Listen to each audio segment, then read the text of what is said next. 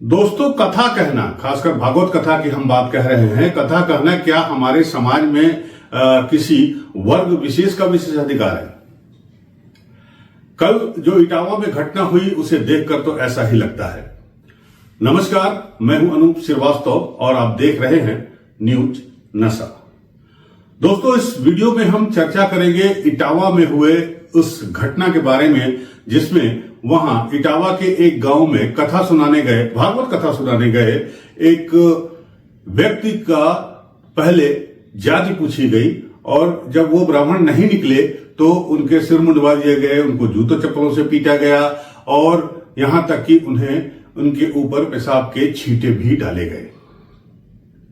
ये कौन सा समाज है? ये किस तरह का समाज है? हमारा हिंदू धर्म तो जो है वसुधैव कुटुंबकम की बात करता है, हमारा देश वसुधैव कुटुंबकम की बात करता है।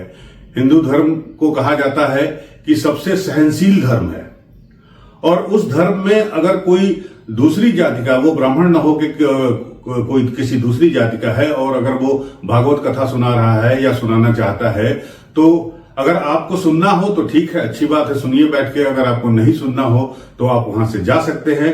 लेकिन इस तरह से, जिस तरह से इस मनी यादव का अपमान किया गया, वो कहां तक जायज है? दोस्तों, इस वीडियो में हम इसी बात पर चर्चा करेंगे और इस बात को लेकर पूरे उत्तर प्रदेश में सियासी माहौल जो है वो गर्म हो गया है। आज बयान भी आए हैं नेताओं के जिसमें अखिलेश यादव सबसे मुखर रहे। अखिलेश यादव ने बाकायदा लखनऊ में एक प्रेस कॉन्फ्रेंस की और उस प्रेस कॉन्फ्रेंस में उन्होंने कहा कि क्या भागवत कथा जब हर व्यक्ति सुन सकता है तो क्या उसे हर व्यक्ति कह नहीं सकता? साथ ही साथ इटावा पुलिस की जो कार्यशैली है उस पर भी सवालिया निशान लगे हैं, क्योंकि इटावा पुलिस एक्शन में तब आई जब यह वीडियो सोशल मीडिया पर वायरल हुआ। हालांकि इटावा पुलिस ने इस सिलसिले में 4 लोगों को गिरफ्तार किया है। तो दोस्तों, इस वीडियो में हम इसी पर चर्चा कर रहे हैं, लेकिन आपको आगे बढ़ने से पहले हम चाहते हैं कि आप ये हमारी रिपोर्ट देखें जो इटावा से आई है। इस रिपोर्ट देखने के बाद हम चर्चा करेंगे यूपी पुलिस के बारे में, हम चर्चा करेंगे अखिलेश यादव का क्या कहना है इसके बारे में, हम चर्चा करेंगे कि किस तरह से जो है उत्तर प्रदेश सरकार के कारिंदे जो है काम कर रहे हैं। पहले आप ये रिपोर्ट देख लीजिए।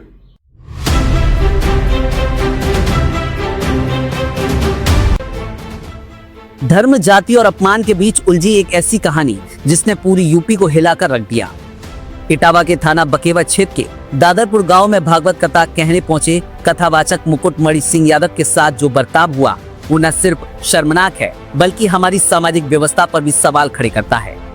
कथावाचक का आरोप है कि यादव बिरादरी से होने के चलते गाँव के दबंगों ने उनके बाल काट दिए, सिर मुड़वा दिया, साथ ही संत सिंह के साथ मारपीट की और हारमोनियम भी तोड़ दिया गया। महिला यजमान के पैरों पर जबरन नाक रगड़वाने और भीड़ के सामने जूतों पर माफी मंगवाने की बात भी सामने आई। कथावाचक का आरोप है कि 25,000 रुपए नगद और सोने की चेन भी छीन ली गई और घटना का वीडियो वायरल होते ही पूरे मामले ने तूल पकड़ लिया। घटना ने राजनीतिक रंग भी पकड़ लिया है। सपा सांसद जितेंद्र दौरे एसएसपी से मिले और चेतावनी दी कि अगर दोषियों पर सख्त कार्रवाई नहीं हुई तो समाजवादी पार्टी इसे संसद तक ले जाएगी। लेकिन अब इस हाई प्रोफाइल मामले में एक नया मोड़ आ गया। जी हाँ, कथित आरोपियों के परिजन भी एसएसपी से मिलने पहुंचे और उन्होंने अपना पक्ष रखा। महिला परिजन ने आरोप लगाया कि कथावाचक ने ही बदतमीजी की थी।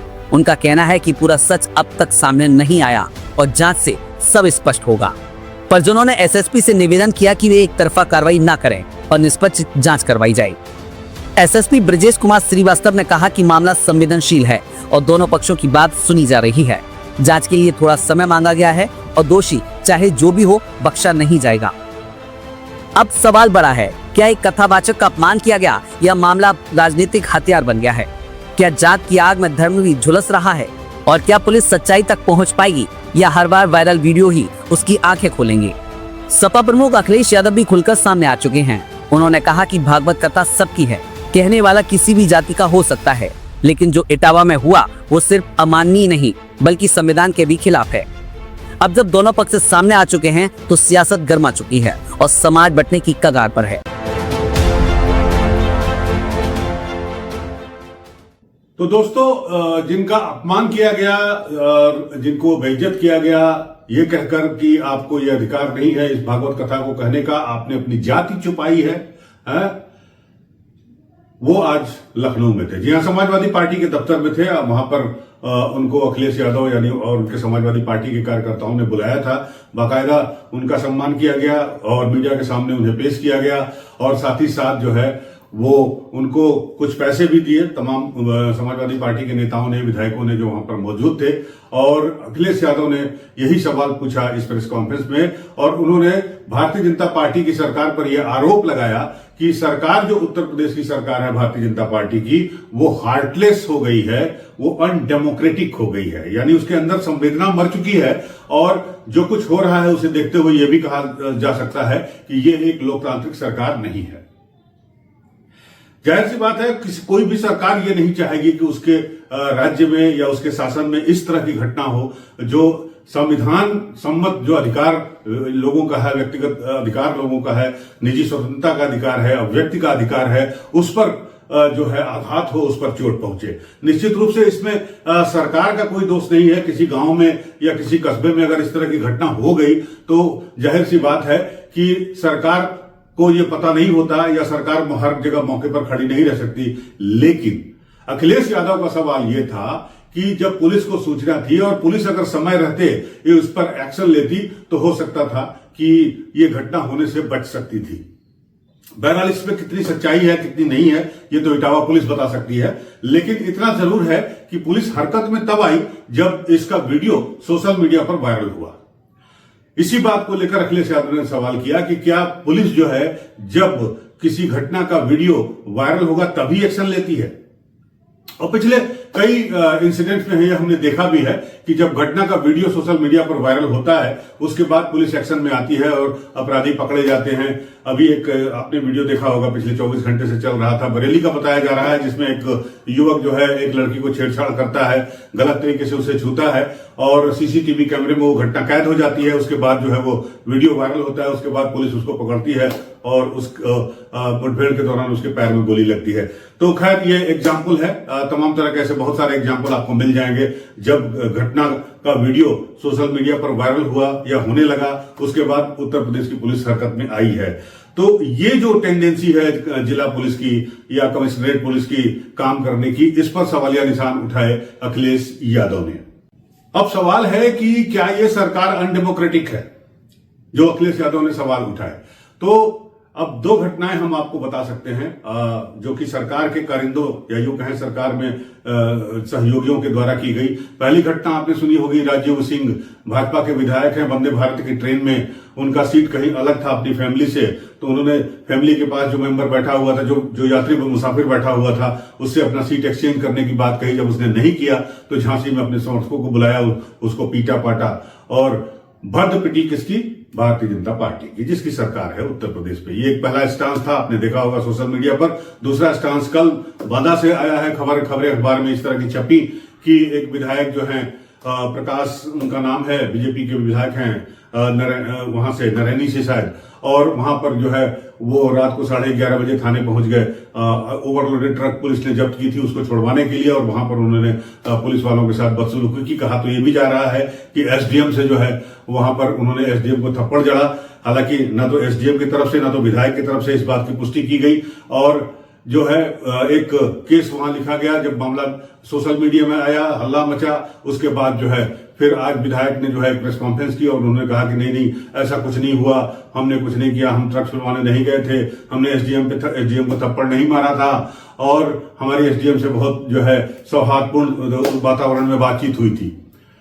तो ये सोशल मीडिया पर जब कोई चीज तैरने लगती है तब उसके बाद सरकार हरकत में आती है, उसके बाद जो है पार्टी हरकत में आती है। और आपको बता दूं कि पहले इंसिडेंट में जो झांसी में इंसिडेंट हुआ था, वंदे भारत ट्रेन में विधायक के समर्थकों के द्वारा मुसाफिर के साथ जो मारपीट की गई थी, उसमें भारतीय जनता पार्टी के अध्यक्ष भूपेंद्र चौधरी ने उस विधायक को कारण बताओ नोटिस भेजा है। लेकिन सवाल है कि क्या अपने विधायकों को, क्या अपने अधिकारियों को, क्या अपने पुलिस अधिकारियों को इस बात की ताकीद नहीं की जाती है सरकार के द्वारा, सरकार के बड़े अफसरों के द्वारा, कि उन्हें किस तरह का व्यवहार करना है और किस तरह से एक्शन लेना है और किस तरह से अपनी ड्यूटी करनी है। तो ये वानगी है और जाहिर सी बात है कि मौका मिलता है विपक्ष को सरकार पर सवाल उठाने का और सरकार जो है फिर उसके बैकफुट पर आना पड़ता है। वापस आते हैं इटावा की घटना पर। अब पुलिस ने 4 लोगों को अरेस्ट कर लिया, इटावा पुलिस ने। अब उसके बाद जो अरेस्ट हुए हैं उनके परिवार वाले आज पहुंच गए पुलिस के थाने और वहां पर उन्होंने बहस की और उन्होंने मणि यादव जो जिनको पिटाई हुई थी, जिनका अपमान किया गया था, उनको लेकर उनके ऊपर गंभीर आरोप भी लगाए हैं।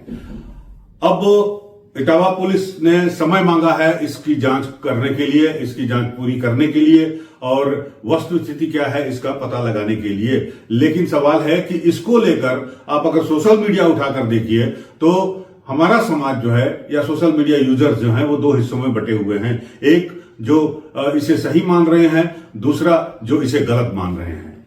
लेकिन हमारे संविधान में, एक बार फिर मैं दोहरा रहा हूं कि हमारे संविधान में अभिव्यक्ति की आजादी है, जातिगत बंधन कहीं नहीं है। हर आदमी जो है वो जाति की बात करता है, जाति को दूर रखने की बात करता है और जाति व्यवस्था से ऊपर उठकर समाज बनाने की बात करता है। लेकिन अगर देखा जाए तो जाति है कि जाति नहीं, हर जगह जाति जो है वो पूछी जाती है।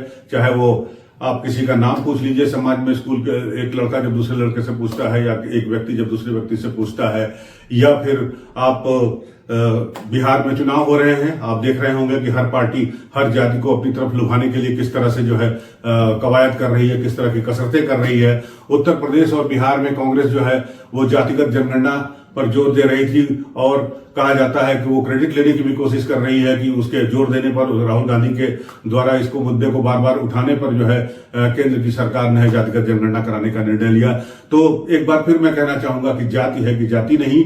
और लेकिन जाति के नाम पर इस तरह की अराजकता कहां तक जायज है और अराजक तत्व जिन लोगों ने ऐसा किया वो उनके साथ क्या सलूक होना चाहिए, पुलिस का, कानून का, ये भी सोचने वाली बात है। सरकार को ये सोचना चाहिए कि इस तरह की हरकतें सरकार की छवि को और खराब कर रही हैं। खासकर अगर इस तरह की हरकतें या दबंगई की हरकतें, गुंडई की हरकतें, मारपीट की हरकतें अगर सरकार के विधायक करने लगे तो फिर आप में जो आप लगातार विपक्ष पर यानी समाजवादी पार्टी पर आरोप लगाते रहे हैं कि गुंडों की पार्टी है, तो फिर समाजवादी पार्टी भी आपके ऊपर क्यों ना आरोप लगाए कि आपके भी विधायक जो हैं गुंडों जैसा व्यवहार कर रहे हैं। बहरहाल ये मामला गर्म है उत्तर प्रदेश में और इस पर जो है लगातार जो है बहस जारी है। 2 धड़ों में बट गया है पूरा समाज इसको लेकर। क्या सवाल इस बात का उठा रहा है या सवाल इस बात का उठ रहा है कि क्या किसी, एक बार फिर से मैं कहना चाहूंगा कि क्या किसी दूसरी जाति के लोगों को भागवत कथा कहने का अधिकार है कि नहीं है। अगर आप मानते हैं कि नहीं है तो आप उसे मत सुनिए और अगर आप नहीं मानते तो आप उसे सुनिए। लेकिन जो आदमी कथा कहना चाह रहा है, चाहे वो किसी भी जाति से संबंधित रखता हो, उसका अपमान करना कहां तक न्यायोचित है।